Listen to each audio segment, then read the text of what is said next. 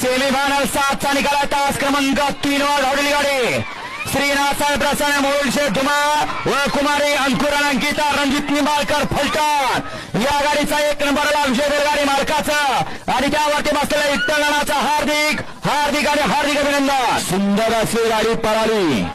खरंच एक मोठं स्वप्न पाहिलं होतं आणि स्वप्न आज या ठिकाणी सत्यात आलं। बऱ्याच बैलगाडी मालकांच्या शौकीनांची इच्छा होती की बकासूर आणि सर्जा एकत्र पाला पाहिजे, तो योग आज आला आणि आषाढी एकादशी निमित्त आयोजित केलेला विठ्ठल केसरी किताबाचा फायनलचा मानकरी जोड झाला।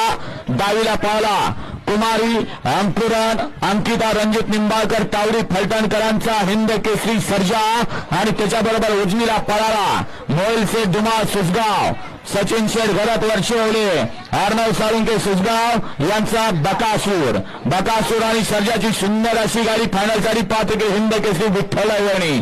त्याबद्दल विठ्ठल ड्रायव्हरला या ठिकाणी बकासूर प्रेमी जयदीप शेठ क्षीरसागर यांच्याकडून 200 रुपयाचा इनाम आहे।